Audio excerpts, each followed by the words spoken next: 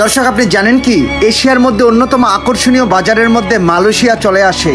আর সেই মালয়েশিয়ার বাজারে বাংলাদেশ আর পাকিস্তান এই দুইটা রাষ্ট্র নিজেদের দেশের তৈরি পণ্যগুলোকে রপ্তানি করে থাকে। আজকের এই গুরুত্বপূর্ণ প্রতিবেদনে আমরা দেখব বাংলাদেশ আর পাকিস্তান কে সব থেকে বেশি রপ্তানি করে মালয়েশিয়ার বাজারে, কার দখলে মালয়েশিয়ার বাজার। চলুন দর্শক, আজকের এই গুরুত্বপূর্ণ প্রতিবেদনটি শুরু করা যাক। মালয়েশিয়া দক্ষিণ পূর্ব এশিয়ার অন্যতম শক্তিশালী অর্থনীতির দেশ, যেখানে বাংলাদেশ ও পাকিস্তান দুই রাষ্ট্র এক কঠিন প্রতিযোগিতায় নেমেছে। কার আগে কে এই মালয়েশিয়ার বাজারটাকে নিজেদের নিয়ন্ত্রণে নিয়ে আসবে।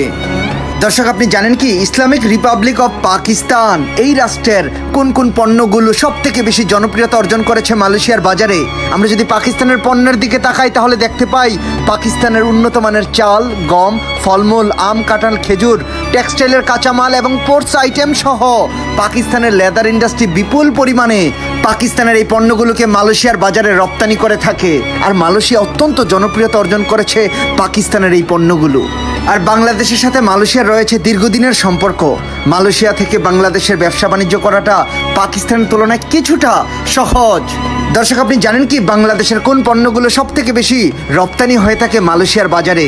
দর্শক, বাংলাদেশের পাট ও পাটের পণ্যগুলো, ঔষধ, চামড়াজাত পণ্য, সিরামিক এবং ইলেকট্রনিক্স পণ্য সব থেকে বেশি জনপ্রিয়তা অর্জন করেছে মালয়েশিয়ার বাজারে।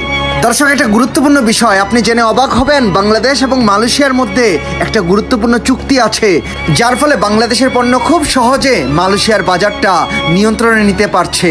মালয়েশিয়ার বাজারে বাংলাদেশের পণ্যগুলো প্রবেশ করার জন্য এই চুক্তিটা অনেক বড় ভূমিকা পালন করেছে।